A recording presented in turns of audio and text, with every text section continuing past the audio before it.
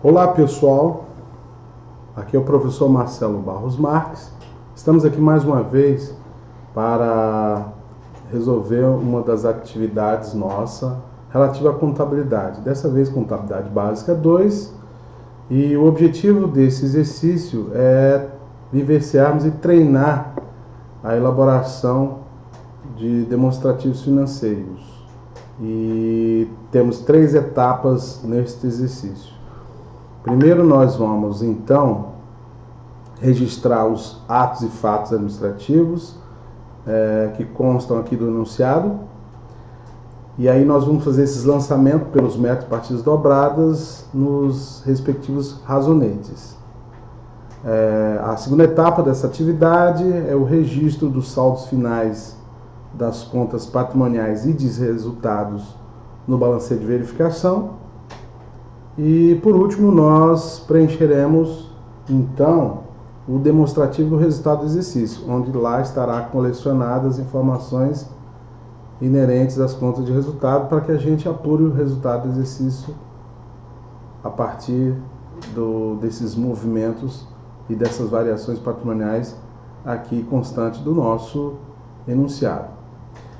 Pois bem, então o que dispõe essa atividade? Vejamos. A questão 1 diz assim: suponha que certa empresa mercantil tenha, durante um período contábil que tenha sido constituída, ou seja, durante o período contábil em que ela foi criada, suponha que ela tenha incorrido nos seguintes fatos administrativos. E aí nós temos 8 fatos a registrar. Cada um deles, então, começaremos registrando nos respectivos razonetes. O primeiro fato aqui é registro do saldo inicial de mercadorias no valor de 1.050 unidades, né? Bom, pelo método de partidas dobradas, nós temos que fazer o registro do fato administrativo com a sensibilização a crédito em uma conta e a débito em outra conta, ok?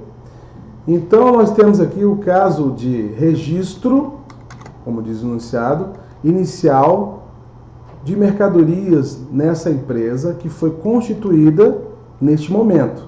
Então, se nós estamos registrando o saldo inicial de mercadoria de uma empresa que acabou de ser constituída, obviamente que esse registro constitui o capital social dela. Perfeito? Porque, lembrando, capital social é um dos componentes do passivo, das obrigações, mais precisamente do patrimônio líquido.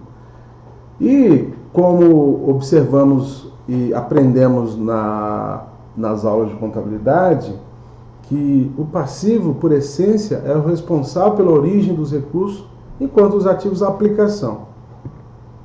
Ok? E aí fica bem caracterizado que o estoque de mercadoria ele não veio do nada, ele está vindo da constituição do capital, já que esse estoque ele é registrado no patrimônio dessa empresa inicialmente constituída como parte da sua constituição de capital. Então o lançamento aqui seria 1.050 a débito na conta de ativo, lembrando que as contas de ativo, mercadoria é uma delas, para ganhar saldo elas precisam ser debitadas. E a contrapartida aqui seria um lançamento a crédito na conta de capital social, que é uma conta de patrimônio líquido que, quando ganha saldo, ela é creditada. Então, temos aqui o registro do evento número 1.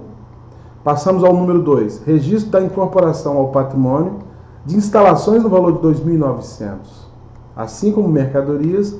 Também incorporação de instalações irá sensibilizar uma conta de ativo, de instalações, como contrapartida, lembrando o mesmo caso que nós falamos no evento 1,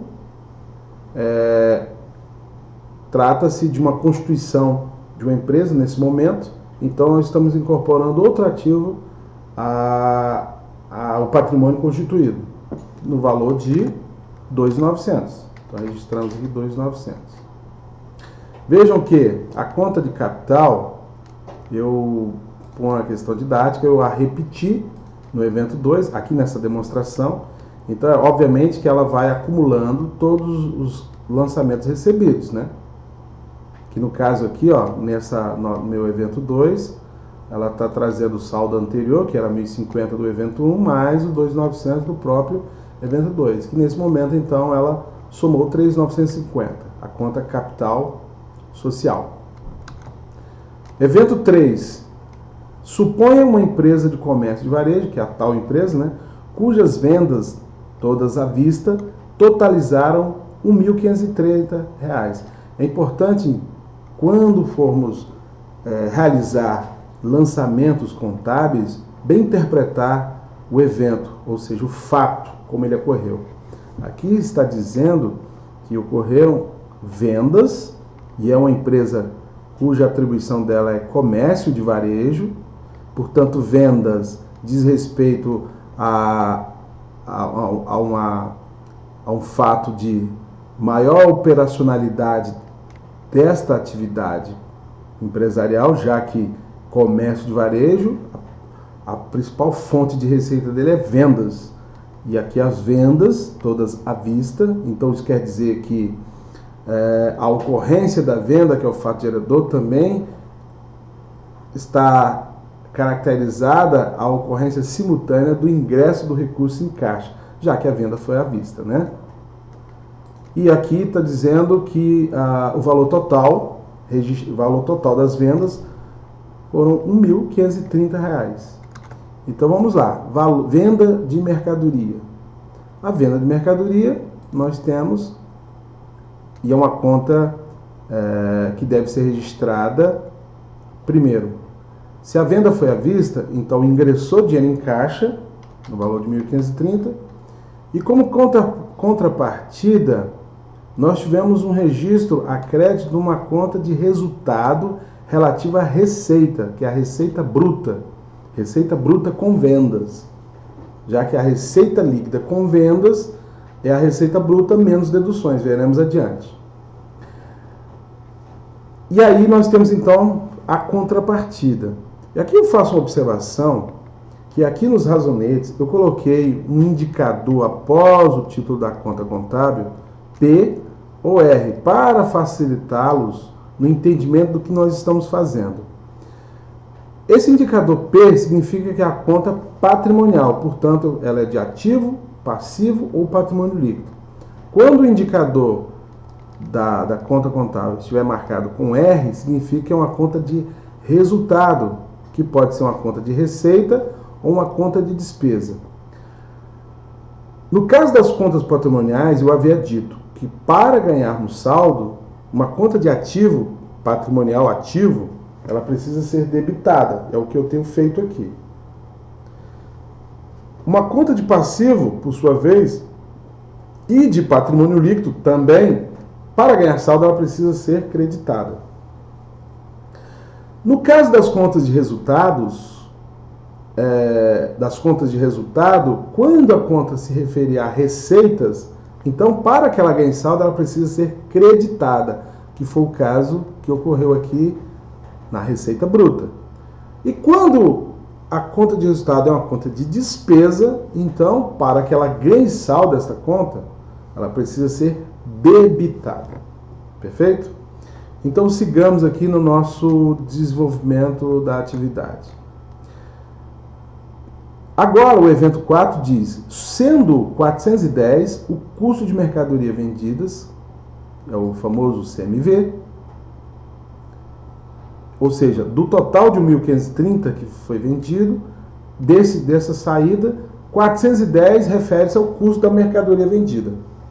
Então vamos registrar esse CMV. Como é que faríamos? Bom,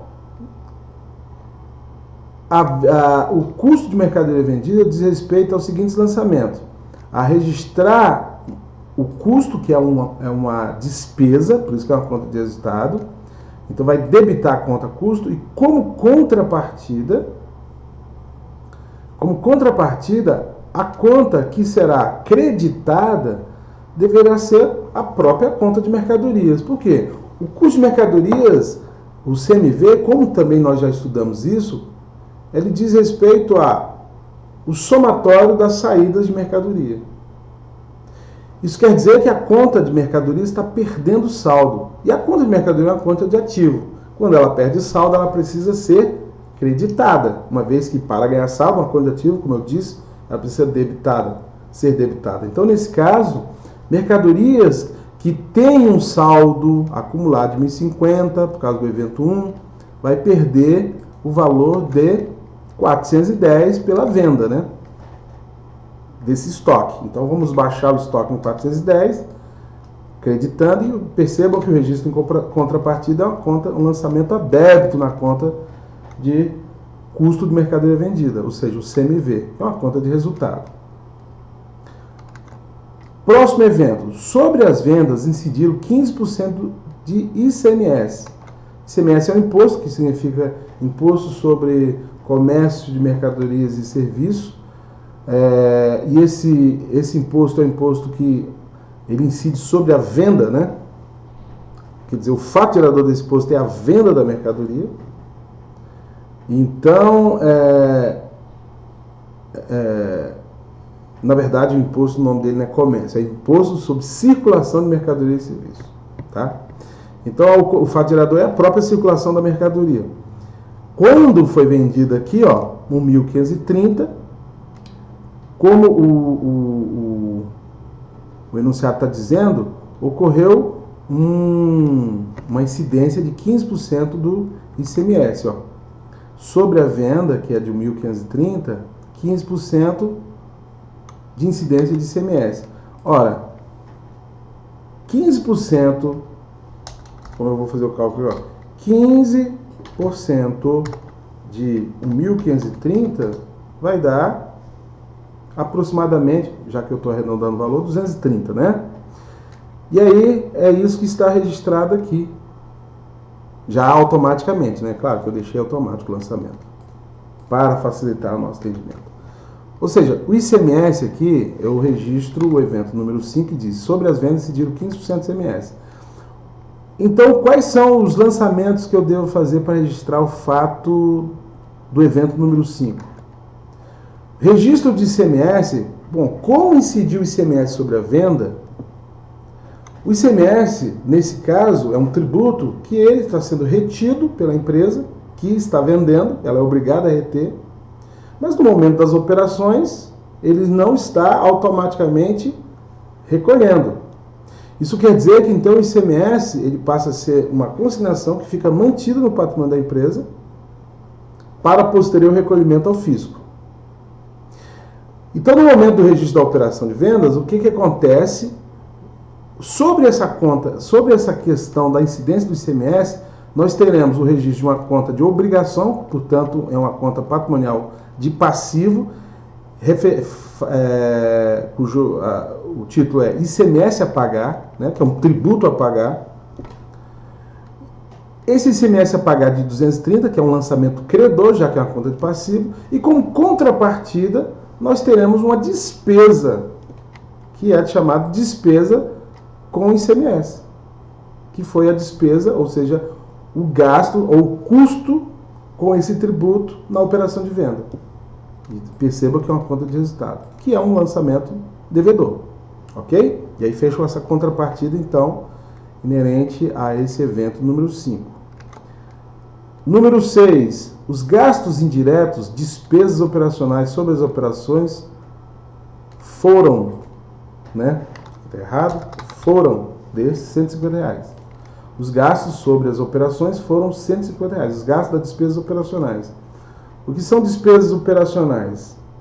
As despesas operacionais são gastos administrativos, que a gente chama de gasto administrativo. Portanto, é o gasto que pode ser considerado indireto. Primeiro, gasto para fins de contabilização patrimonial, tem duas divisões, ele é dividido em duas espécies. Quando o gasto ele é relativo a desembolsos inerente ao consumo direto das operações, ou seja, envolvido direto nas operações da empresa, esse nós chamamos de custo, como é o caso do custo, custo das mercadorias vendidas, que é uma operação direta com a venda. Agora, se eu no caso venda, porque essa empresa ela é de comércio de varejo, né? Ou seja, é um gasto direto com as operações relativas da característica da empresa, né? E aqueles gastos, quando não envolvidos diretamente com as operações, nós chamamos de gastos indiretos, que ele tem como nome despesas, que pode ser despesas administrativas, ok? Então, essas despesas administrativas, que embora operacionais, que esse é o nome, despesas operacionais administrativas, são gastos indiretos, que é o caso aqui.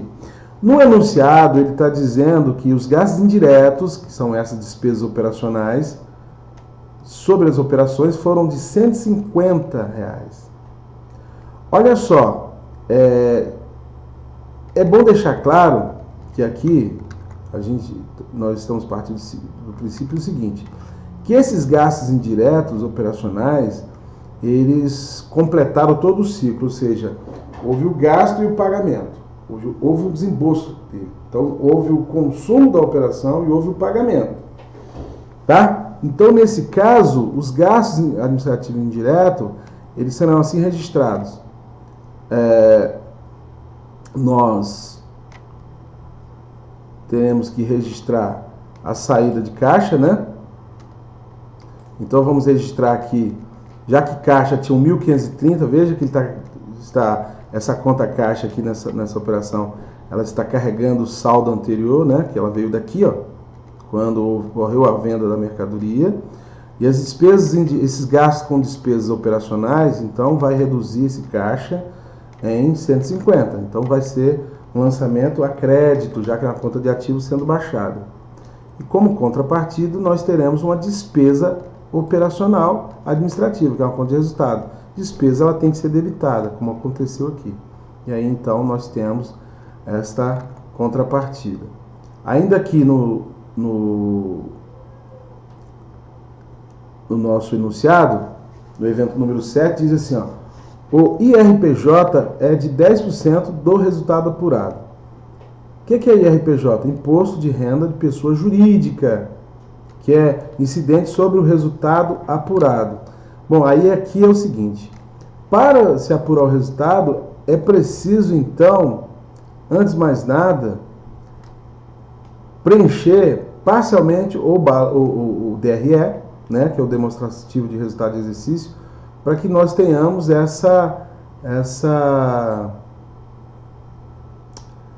o valor, que é o valor do resultado operacional antes do imposto de renda, né, que é o resultado antes do imposto de renda, para que eu possa calcular o imposto de renda, os 10%.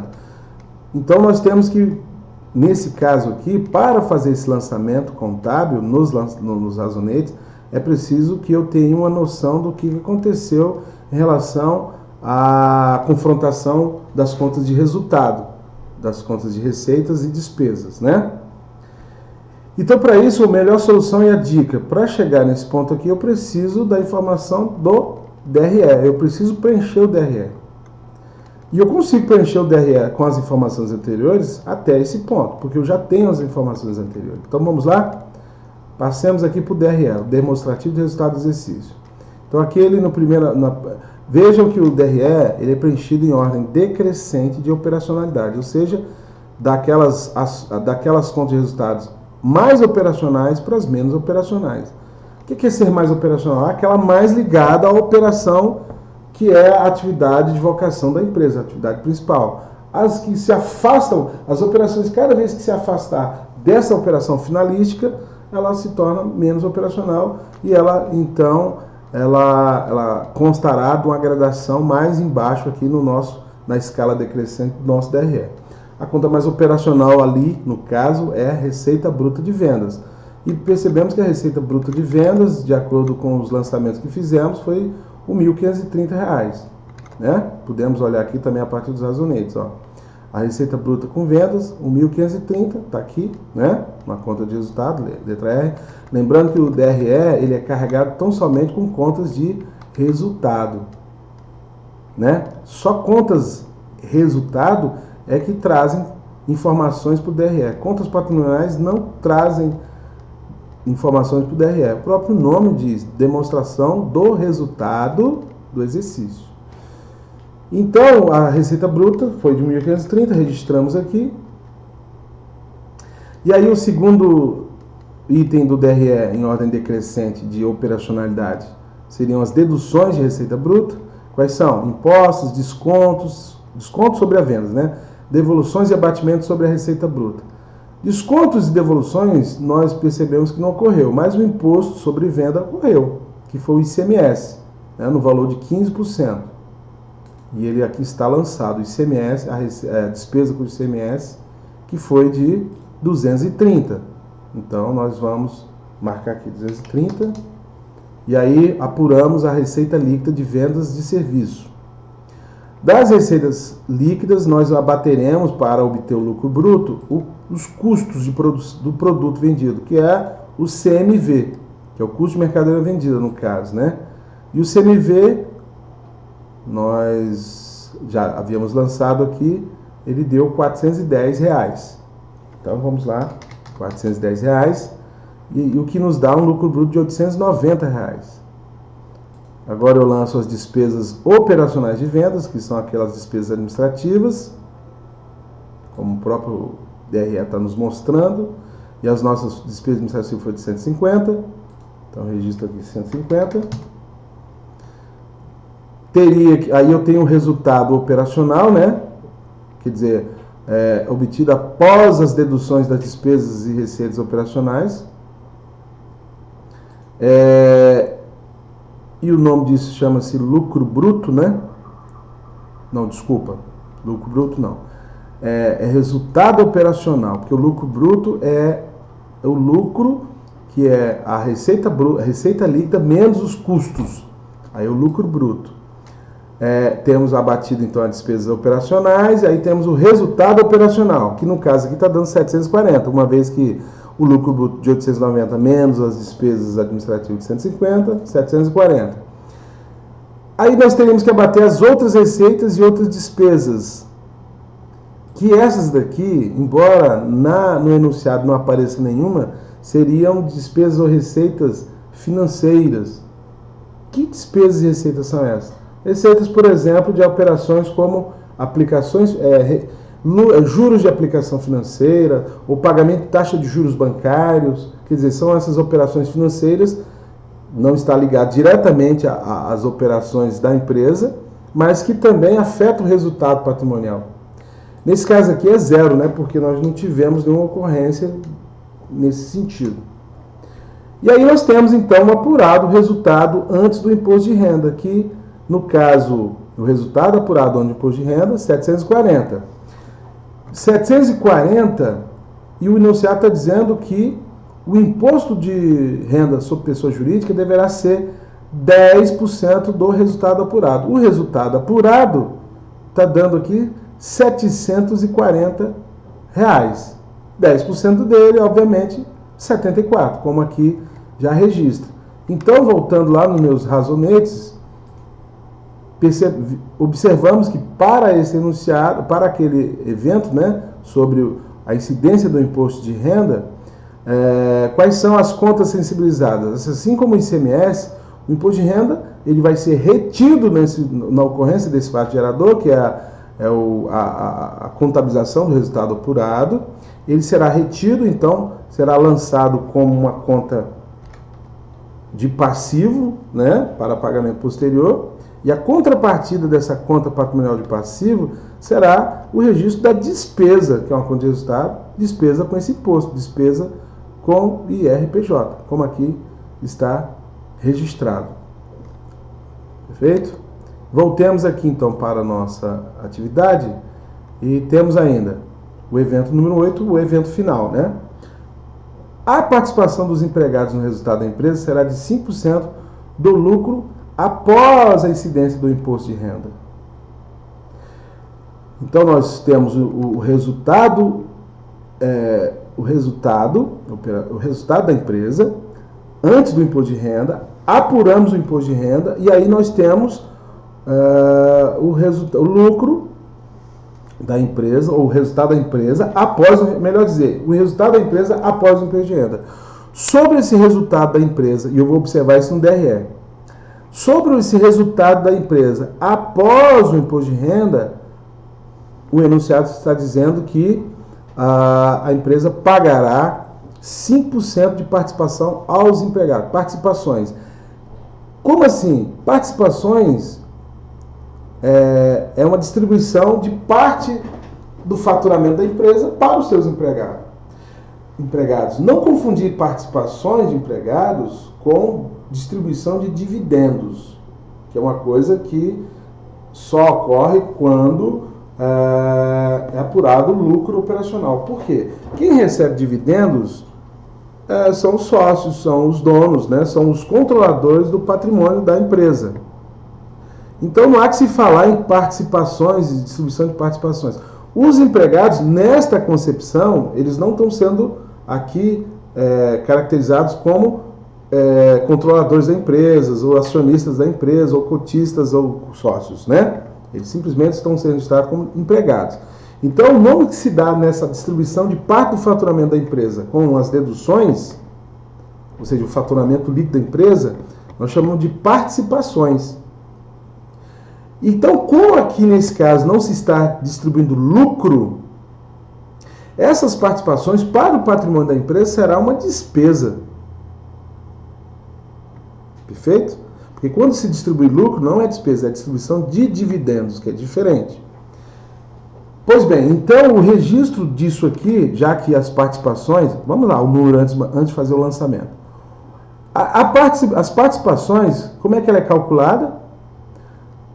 Como ela incide 5% sobre o resultado após o imposto de renda, então nós vamos subtrair dos 740, ou seja, vou digitar aqui, ó, dos 740, que é o resultado do imposto de renda, vamos subtrair o imposto de renda, que é 74, equivalente a 10%.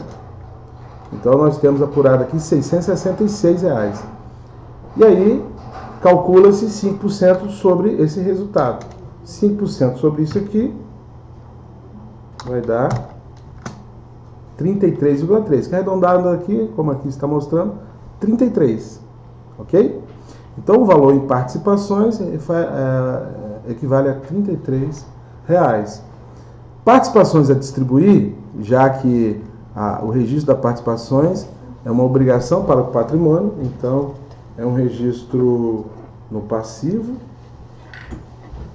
de valor de 33 e tem como contrapartida um registro de despesa, né? Já que essa obrigação a ser registrada é uma obrigação do patrimônio, porque vai ser distribuída aos empregados. Então é uma obrigação do patrimônio e que tem como contrapartida dessa obrigação uma despesa, já que consumiu parte dos seus ativos para isso. E é uma conta de resultado, despesa com participações, no valor de 33, fechando aqui o método de partidas dobradas. Então a primeira etapa do exercício, que é o registro dos lançamentos, que é os registros das respectivas contas contábeis dos fatos administrativos ocorridos, eles aqui estão, como eu estou mostrando para vocês, aqui registrados nas respectivas contas e seus saldos finais. Agora vamos passar para a parte 2 do exercício, que é, com base nesses registros nos lançamentos, nós vamos preencher o balanceio de verificação. Bom, o que é balanceio de verificação? O balanceio de verificação nada mais é do que a coleção, né, linear das contas que tiveram, ao final das operações, saldos finais diferentes de zero. Sendo que no balancete, nós separamos as contas com saldo devedor numa coluna e as contas com saldo credor em outra coluna. Para que esse balanceio de verificação nós tenhamos certeza que ele está preenchido corretamente e que os lançamentos também, por meio dos métodos partidos dobrados, estão corretos, obviamente que tem aqui uma forma de avaliação desse resultado. Como é que é? É que o somatório dos lançamentos a débitos ocorrido em todo o período, né, depois de todas as operações sendo registradas, ele tem que ser exatamente igual ao somatório dos saldos credores. E aí? Então agora vamos observar se isso está certo, se nossos lançamentos estão corretos. Veja que também, para facilitar, então está colecionado aqui, estão colecionadas todas as contas envolvidas naquelas operações com seus respectivos indicadores P e R. Vocês vão perceber que esse indicador P e R, como eu coloquei aqui, ele facilita depois o entendimento de que saldos deveriam ou deverão, né, constar. No caso das contas de resultado, que tem o indicador R, eles são fontes de resultados e saldos para o preenchimento do DRE. E as contas que tem o indicador P são fontes de saldos para o preenchimento do balanço patrimonial, que não faz parte desse exercício. Depois, numa outra etapa, faremos o lançamento do balanço patrimonial. Ok? Então vamos lá, preencher o nosso balancete de verificação que em cumprimento da etapa 2 do nosso exercício. Vamos lá. Primeiro, a conta mercadorias. Qual o saldo final da conta mercadoria? Bom, como eu repeti a conta aqui para facilitar pedagogicamente a observância do saldo da conta no momento da ocorrência do evento, né? Lembrando que então essa conta, por exemplo, capital social, ela é essa mesma, só que no segundo momento e assim por diante. Então não existe duas contas capital social, é a mesma, só que ela está em momento diferente. Quando eu pensar em saldo final, eu tenho que buscar o saldo em que está registrado todas as operações que ocorreram, ok?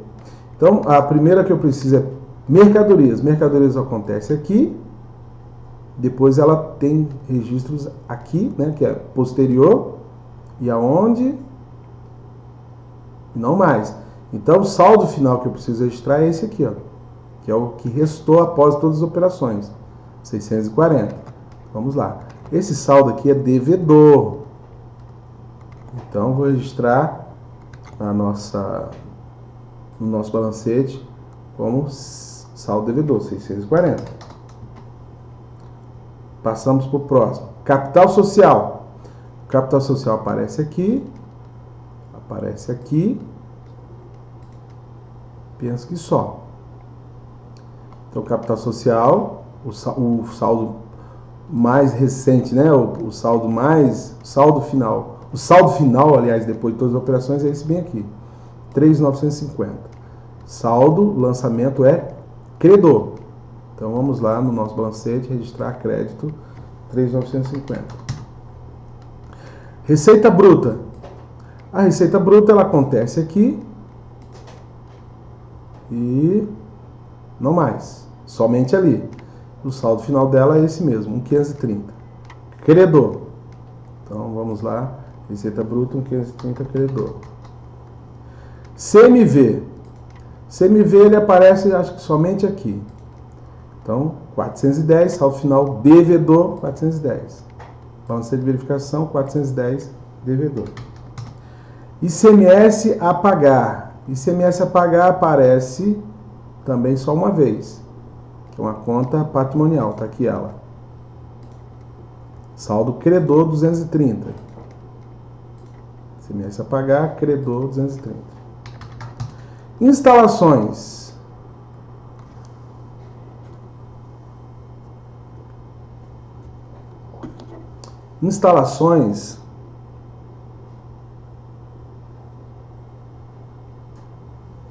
Instalações vejamos aqui, tá aqui, 2.900, saldo 2.900. Acho que não tem outra, né? Somente isso. Então 2.900, devedor. Despesa com ICMS. Lembra que a gente, quando registramos esse ICMS aqui, é um passivo, ICMS a pagar, 230. A despesa foi a contrapartida, e a despesa, o lançamento dela é devedor. Vamos, fiel ao nosso procedimento, vamos marcá-lo aqui, ó, despesa com ICMS, está aqui, 230, que é a contrapartida desse, só que agora é devedor. Então, eu vou lá no balancete, 230 devedor. Caixa.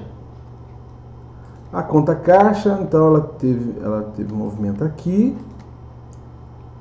teve um movimento aqui, que foi o mais recente, eu acho, né? Então é esse, mais recente. Então o saldo final do movimento mais recente ficou 1.380. Então eu vou registrar aqui 1.380. Despesas operacionais administrativas.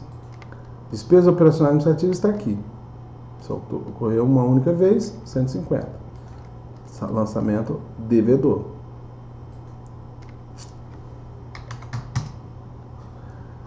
IRPJ a pagar. IRPJ a pagar é uma conta de passivo, né, patrimonial. Está aqui, que registra um saldo de 74. Está aqui. Então, IRPJ a pagar, veja aqui, ó, conta de passivo é credora. Então, o lançamento é a crédito. Despesa com IRPJ. A despesa com IRPJ é uma despesa, né?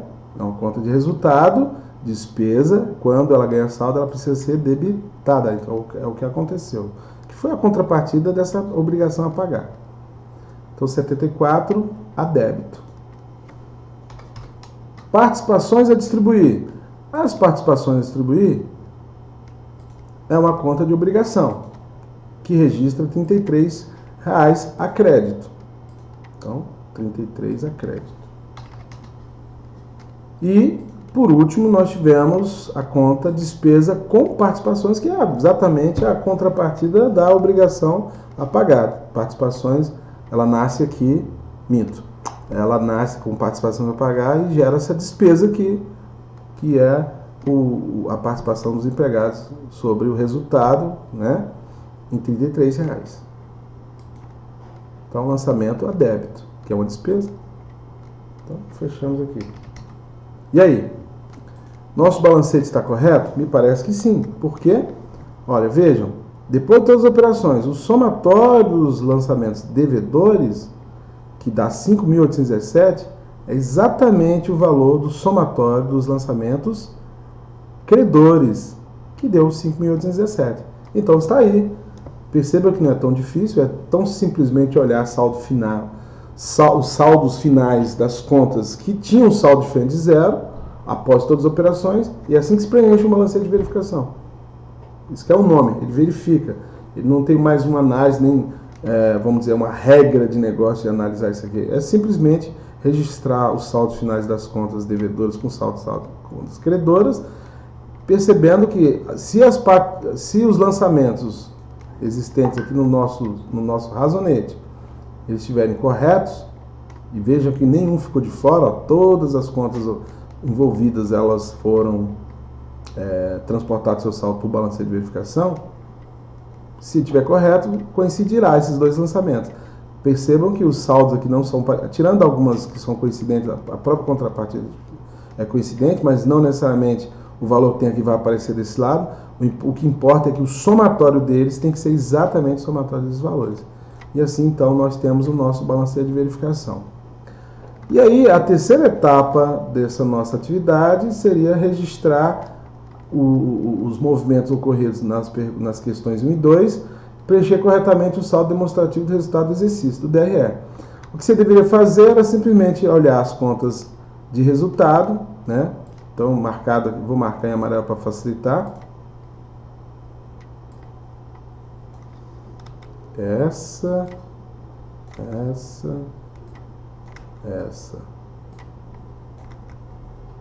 e essa aqui. E registrar esses respectivos saldos em ordem decrescente operacional. Que, quando observamos, já aproveitando o que nós fizemos para apurar o IRPJ e as participações, praticamente já preenchemos o DRE. E vocês observem que estão preenchidos os respectivos saldos em sequência operacional. Receita bruta 1.530, ele aparece aqui. Depois nós tivemos o ICMS, que é esse aqui. Minto, esse aqui. Ele aparece lá no nosso DRE. Depois o CMV. O CMV está aqui, 410. Ele foi lançado aqui. Depois a despesa operacional. As despesas operacionais aqui, 150. Então está registrado aqui.